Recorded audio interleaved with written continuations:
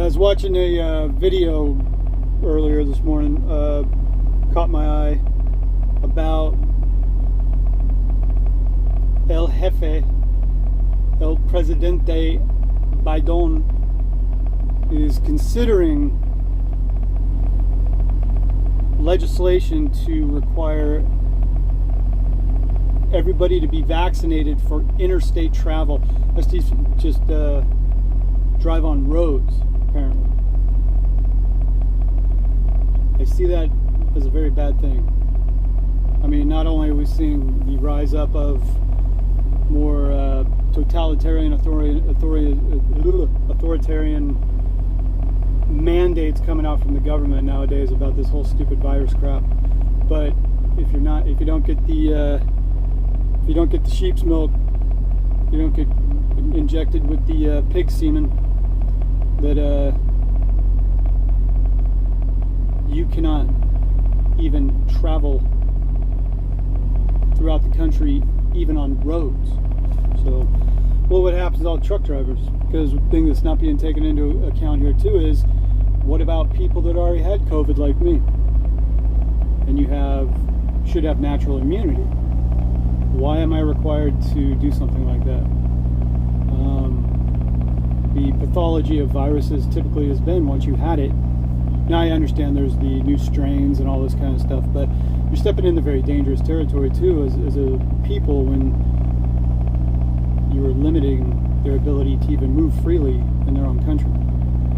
I know there's two sides to it. I'm not a very political guy. I'm not red or blue really. I'm not left or right. But I do apply common sense to everything, and what you see going on in the past. Well, this year especially, but even before this, and just all this stupidity going on for years.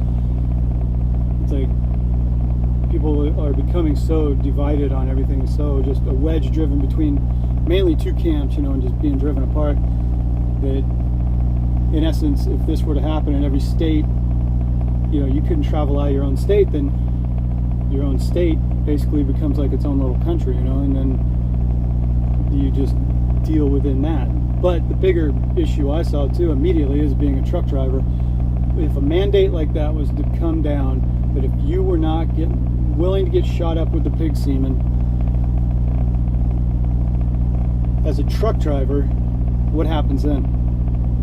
What happens to the country? Because all of a sudden, if you have a large swath of truck drivers, which are already short, and I'm already seeing all over the country going in the stores and stuff, there's a lot of empty shelves already, there's a lot of shortages going on already. What if you respectively took half of the trucking population and parked them, because now they can't cross state lines? Trucking is the backbone of everything that moves in this country. Truckers move, I think it was like 70+% of all goods that end up anywhere in this country is moved by truck.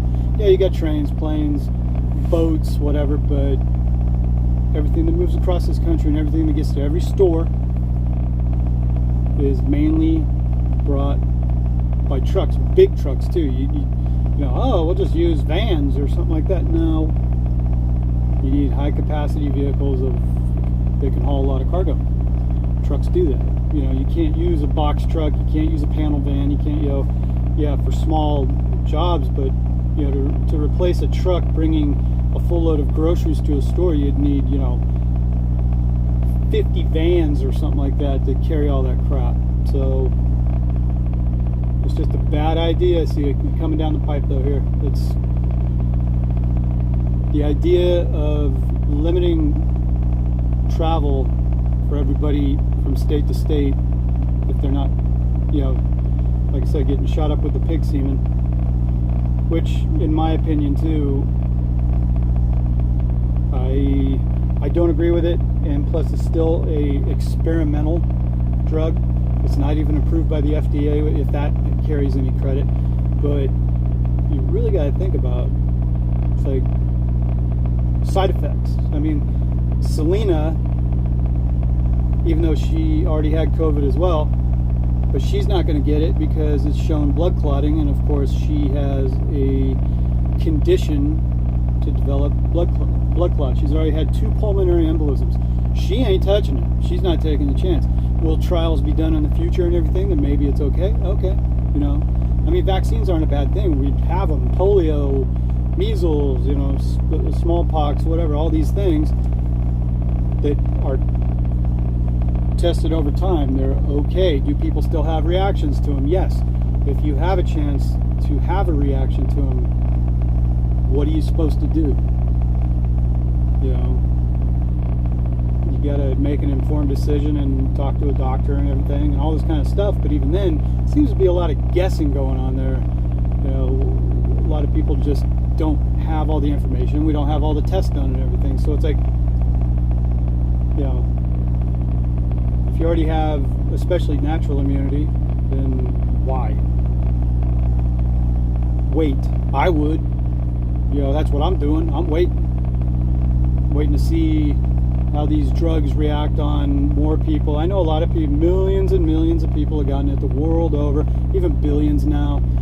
Is everybody, you know, croaking? No, I get it. It's not that big a deal. I'm not like one of these guys like, never get it, anti-everything, you know. No, it's just, I can see doing it one day after more tests, more trials are done and everything, and we actually find out its efficacy too. Because this, like, I don't want to get banned for this or anything like that. I'm just citing what I already saw in the news, that even the CDC's report came out stating that it wasn't very effective anyways. I mean, our own government had to put out actually a truthful thing that it was only like 40% effective or something like that, and then the ability for it to keep you from getting reinfected. You know, what's the period of time if you got the semen, that the amount of time you are immune. And it was something like, then it was kind of like a guess too, just by what they've gathered so far as data, like maybe 6 to 10 months or something like that. And it's like, what? Why even bother? It's stupid. Anyway, I don't know. I don't like the whole narrative though. It's dangerous. Plus, too, literally, does that include truck drivers being able to cross state lines if they actually try to go through that? Which I don't think they'd be able to go through with it too, because you'd have an absolute just fallout of half of this country would just lose their shit. Because there's a lot of people too, for medical reasons or just own personal freedom of choice. You know, they don't want to do it. So, which is fine. You know, you're seeing though these two camps being divided. You know, and people wearing their face pillows and drinking the semen, and you know, doxing or outing on people that also are exercising their choice to not do certain things. So, but yeah, if it comes to truck drivers and we can't cross state lines because they're going to set up guard stations and dudes with guns and everything sitting there going, halt, you know, show me your papers. You know, you might as well go out and get an armband with a big old Star of David on it at that point. You know, except put like an American flag on it, I guess, or something like that. Because if it comes down to it and they start checking everybody like that, I mean, it is fascistic. It is. It's fascism. Absolutely. Go back and read the doctrines of everything that the communists and the fascists and everything did. This is exactly what's going on. It's like just passing an edict to stifle the people and shut everybody up and make you fall in line. You know, it's like, if you don't do it, then we're going to out you, and you're not going to be able to go anywhere or do anything. You're going to be locked up. So it's a weird, weird time, man. So I hope it doesn't come to that, but you know.